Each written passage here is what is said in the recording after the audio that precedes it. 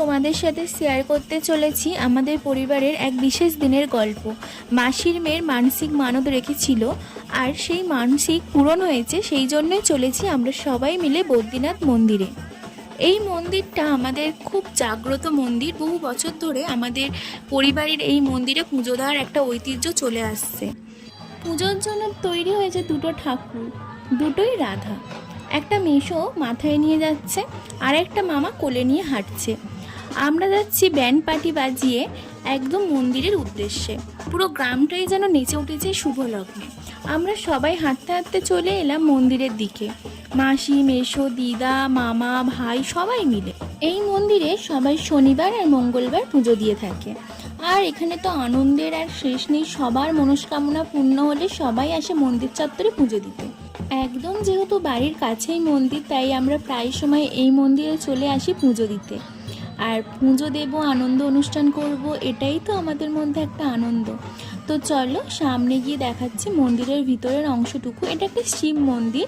এখানে মাসির মেয়ে দেখতে পাচ্ছ কোলে আছে সেটা তো সানভির জন্য আসা হয়েছিল পুজো দেওয়ার জন্য। এবার এখানে গণ্ডি দেওয়ার একটা অনুষ্ঠান হবে, যেহেতু আমার দিদা মানত করেছিল গণ্ডি দেবে, তো গণ্ডি দিচ্ছে সামনেই দেখতে পাচ্ছ। এবার আমরা সবাই মিলে একটু পুজো দিয়ে নিলাম, আর গণ্ডি কাটার অনুষ্ঠানটাও আমরা শেষ করে নিলাম।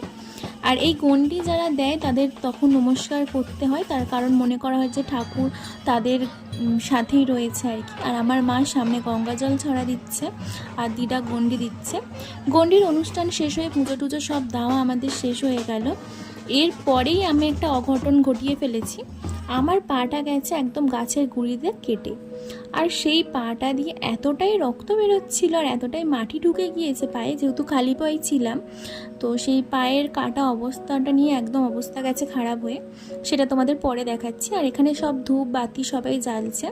আর এই মন্দিরের ভেতরে এত ভিড় হয় শনি মঙ্গলবার, তো মন্দিরের ভিতরটা তোমাদের দেখাতে পারলাম না, ওটা একদিন অন্য কোনো ভিডিওতে তোমাদেরকে দেখিয়ে দেবো।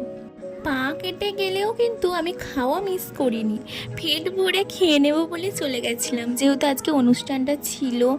আর সেই অনুষ্ঠানের শেষে আমাদের খাওয়ারও আয়োজন করা হয়েছে। আর এই মন্দিরে এমনি খাওয়া দাওয়ার ব্যবস্থাও করা হয়। তো আমার পা কাটাটা তোমরা দেখবে বলেছিলে, দেখো একদম ব্যান্ডেজ করে চলে এসেছি, প্রচুর কেটে গেছিলো। তো এখানে খাবারে ছিল মুড়ি, ঘুগনি, লুচি, আলুর দম, যে যেমন খাবে সেরকম। এই ছিল আজকে বদ্রীনাথ মন্দির যাত্রার দিন। মানসিক পুজো, আনন্দ, দুঃখ, দুর্ঘটনা সব কিছু সুন্দর মিলন। আশা করি তোমরা ভালো অনুভব করতে পেরেছো সেই মুহূর্তগুলো।